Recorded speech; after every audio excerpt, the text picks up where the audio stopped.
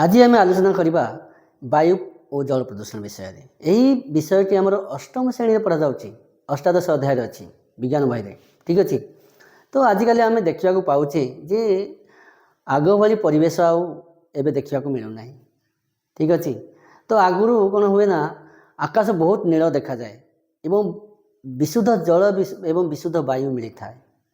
ये माने ये सब को कहीपर आमर पुराना लोक मैंने जो मैंने वयोज्येष्ठ व्यक्ति मैंने से माने ही कहीपर से माने कौन ना से प्रकृति को बहुत भल पाते एवं प्रकृति को पूजा भी करते एवं से 100 वर्ष 102 वर्ष 105 वर्ष बंचुले किंतु आजिर मनीष 50 वर्ष बंची पारना कहीं यही वायु प्रदूषण एवं जल प्रदूषण पाए।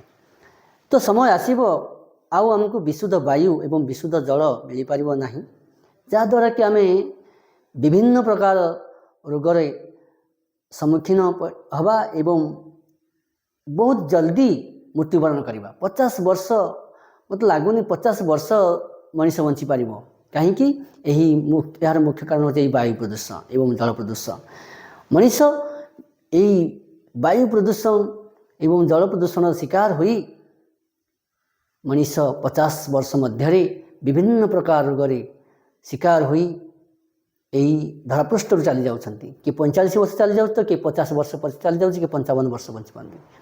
तो से पुराना लोक मैंने ही कहीपर जे आमर जल एवं वायु केते शुद्ध थिला से समय एबे से सब जिनस नहीं।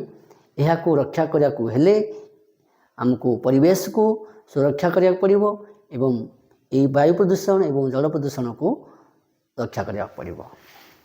एवं ये वायु प्रदूषण एवं जल प्रदूषण यार मुख्य कारण गुड़िक किए आम नेक्स्ट वीडियो देखा।